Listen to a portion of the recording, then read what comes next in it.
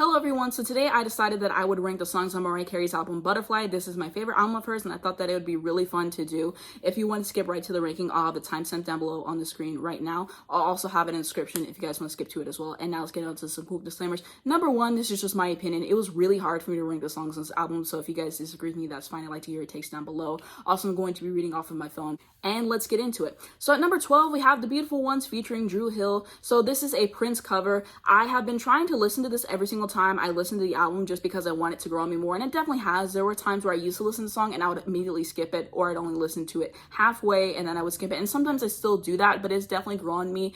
It's just my least favorite by far. It's not a bad song at all. I just like it the least compared to all the other songs on here. Sometimes I listen to it and I feel like it goes by extremely fast, and sometimes I feel like it just drags on, and I feel like if it wasn't on the album, I wouldn't miss it. At number 11, we have Whenever You Call. I think that this is a very good song. It's just not a standout song on the album for me personally. It definitely has grown on me a lot. And I really like the message, which is just, I'm always gonna be there if you need me, just give me a call. At number 10, we have Fly Away, the Butterfly Reprise. So this is just solid. It's a light note. It's something fun to vibe to, and I really appreciate it in the track listing because we had some really heavy songs with Close My Eyes and those other tracks. And just to have it where it is, it's perfect. It's just a moment where you can really enjoy yourself. You can just get your life to it, and then you get prepared to go into The Beautiful Ones and then outside.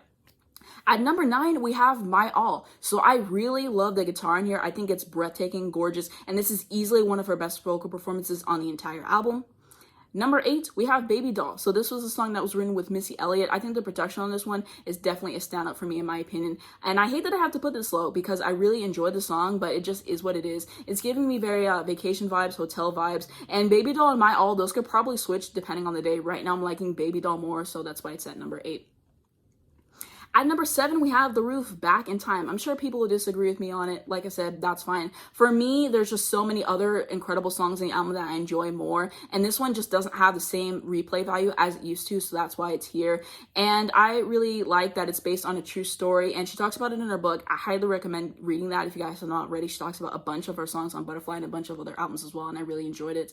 And this song is giving me very nighttime vibes. I think that there's so much going on with the instrumentation, and I love whenever artists do that, and I can listen to a song several times and I can hear something that I didn't hear before.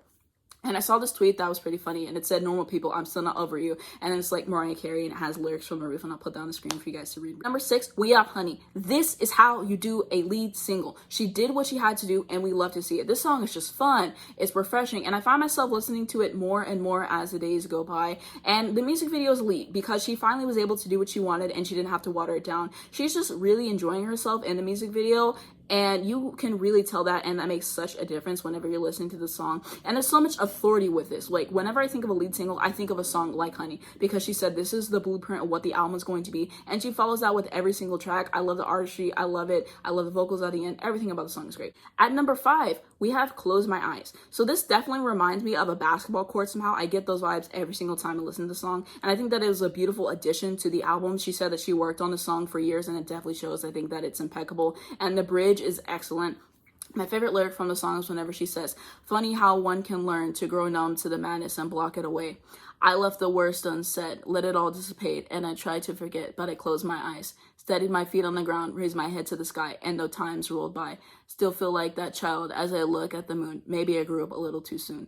Like, that is just bone-chilling, the way that she can just talk about her experiences and have them so detailed and also make them sound the way that she has it sound. Just beautiful. And now on to number 4, which is 4th of July. So the intro is so beautiful. I can definitely see people having this as an alarm. It just makes you want to take on the day.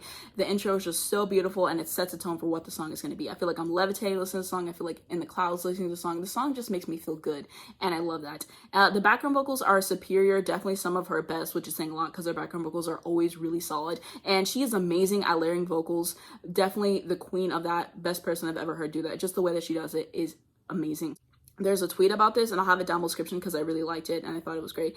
Lyrically, incredible. She definitely paints such a vivid picture. Absolutely love it. And the way that she describes rain, for example, she says, "Thunder clouds hung around so threateningly, ominously hovering, and the sky open wide, showering." Just magical. At number 3, we have Breakdown. So this is featuring Crazy Bone and Wishbone, and this is about how someone feels whenever their significant other suddenly stops loving them and leaves them, and the pain or breakdown it causes the person. So I definitely slept on the song at first, and I think the reason why I did that was just the way that the instrumentation is. I was kind of just vibing to that and kind of like more so the cadence of the song, and I wasn't really paying attention to the lyrics. And what actually happened was I was watching her around the world tour, and they actually put the breakdown video at the end, and I was like, okay, I've never seen this before, let me watch it.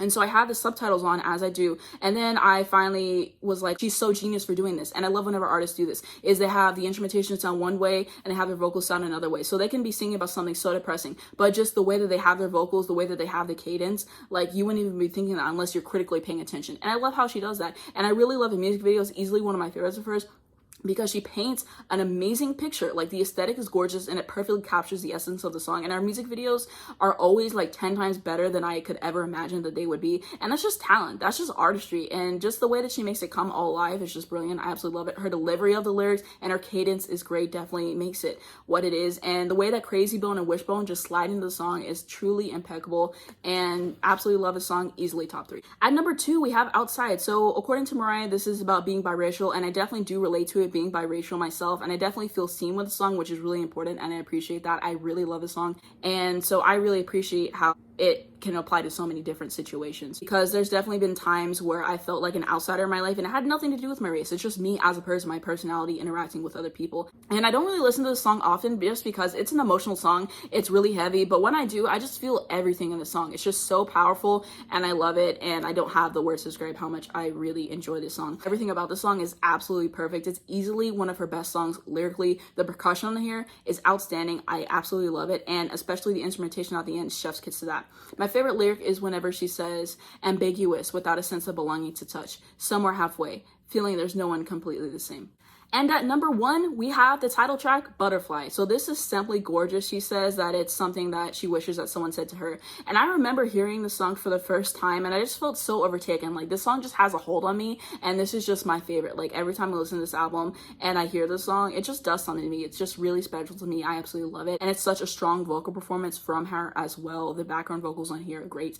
And my favorite lyric is whenever she says, I can't pretend these tears aren't overflowing steadily. I can't prevent this hurt from almost overtaking me. But I will stand and say goodbye, for you'll never be mine until you know the way it feels to fly.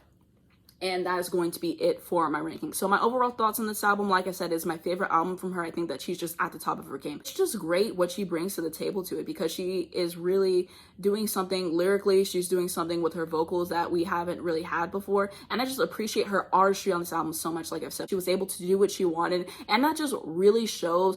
This is definitely a coming of age album for her. That's what I'm getting with this. And yeah, I think that she's just my favorite artist of all time. She's an incredible singer and songwriter, of course. And yeah, these are my thoughts. And maybe as I listen to the album more, they will change. But right now, that's how I'm feeling. And I feel like this ranking will stay for a pretty long time. And I'm actually going to put that on the screen right next to me if you guys want to just, you know, get a recap of everything I've said. But yeah, if you guys like this video and you want to see me do it for more of her albums, let me know. I'd like to do a video on Daydream. I think that that would be fun. And I actually do have a video ranking all of her albums, so if you guys are interested, then check that out. And there's a bunch of stuff that I referenced to make this video, so I'll have that down in the description if you guys want to check that out. There's a video of her talking about every single song on Butterfly track by track that I found really interesting, and some other stuff for you guys to check out. And yeah, thank you guys so much for watching. If you enjoyed the video, please just give it a like. Also, the red subscribe button right down below. You can also hit the bell next to that to get a notification every time I post. And I do have a second channel, first link down in the description for you guys to check out. And I have a Twitter and Instagram as well as information help people on death row and everything that I referenced for the video. Thank you guys so much for watching, and I'll see you in the next one.